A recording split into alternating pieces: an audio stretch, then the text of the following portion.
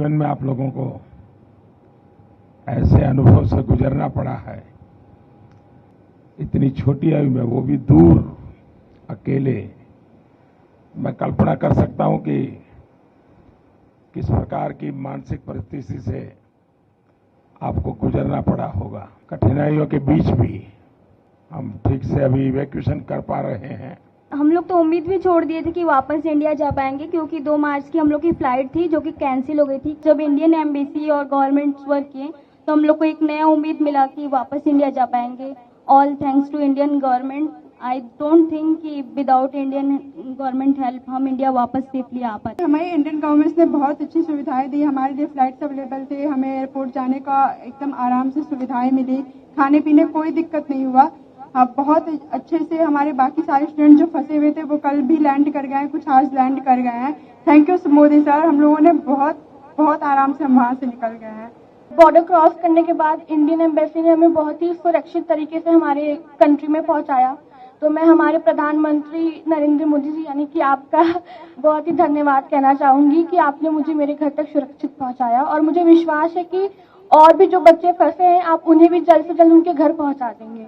Sir 24 तारीख को जब अटैक हुआ तो हमें लगा था कि हम यहाँ से अपने देश वापस नहीं जा पाएंगे, और सर 2 रात हम ऐसे गुजारे जैसे लगा है कि हम मौत को कितने करीब से देख चुके हैं। बट सर मुझे गर्व है कि मैं भारत देश का वासी हूँ, और गर्व है मुझे यहाँ के सरकार पे, सर आप पे। और सर सबसे ज्यादा गर्व मुझे महसूस होता है अपने तिरंगे पर। जब हम इवैक्यूएशन से आ रहे तो हमें ऐसी नोटिस मिली थी कि आप अपने बस के आगे और खिड़कियों पे तिरंगे को लगा दीजिए, ताकि जब रशियन आर्मी देखेगी तो आपके केवल तिरंगे से वो आपको टच भी नहीं करेगी। और इस तरह मेरे लिए बहुत बड़ी बात है कि मैं ऐसे महान देश में पैदा हुआ।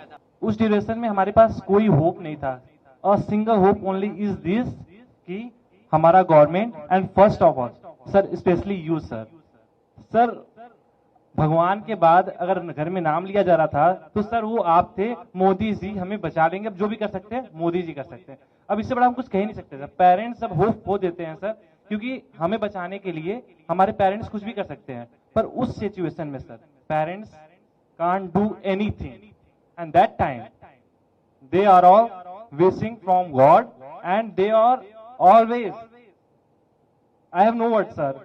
घर में 100 बार नाम सिर्फ आपका लिया जाता था कि मोदी जी कुछ कर लेंगे, वो ही कुछ कर सकते हैं, अब कोई कुछ नहीं कर सकता। First of all I would like to say that पहली बार हमने इंडियन झंडे की ताकत देखी।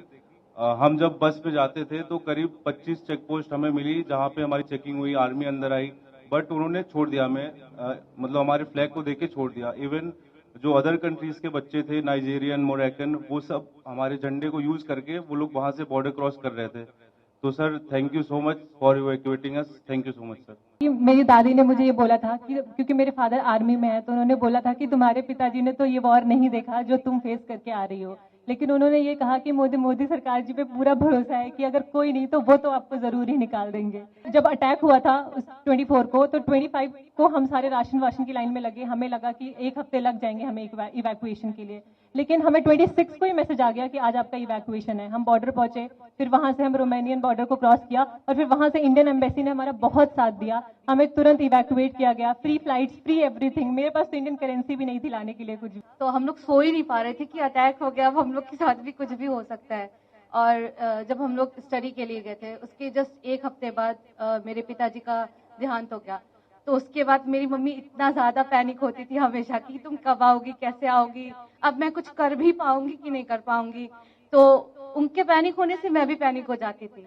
तो जैसे ही उनको पता चला कि सरकार ने इतना इंतजाम किया है, आ जाऊंगी, जैसे ही उन्होंने मुझे देखा, आपको इतनी दुआएं दी हैं कि आप हमेशा खुश रहे, आप हमेशा जिए, उसके बाद हम लोग को जरा सी भी दिक्कत कहीं भी महसूस नहीं हुई।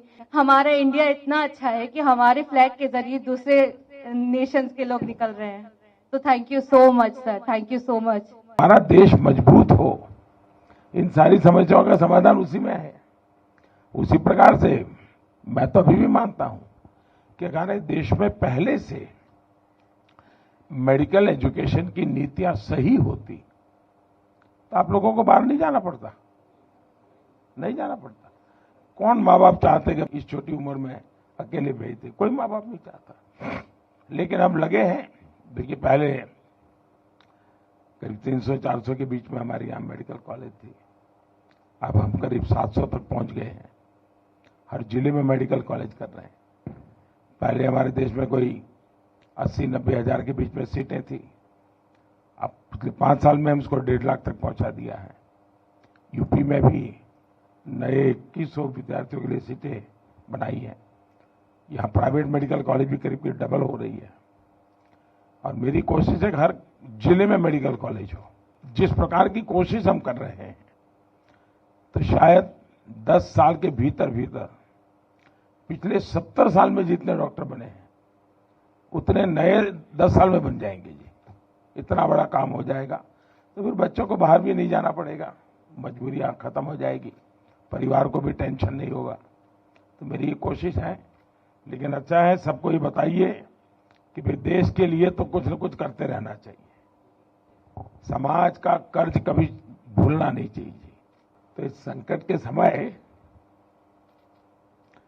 स्वाभाविक है, क्योंकि अगर कोई बच्चा गुस्सा भी करता है तो मैं मानता हूं ये स्वाभाविक है। भाई, इतनी मुसीबत से आया है और इतनी ठंड में इतना चलना, तो ये बहुत स्वाभाविक है। अगर किसी बच्चे को, उसके माँ बाप को भी अगर गुस्सा है, इवन मेरे लिए, तो भी मेरा मत है कि उसका एक गुस्सा जायज है, जायज है।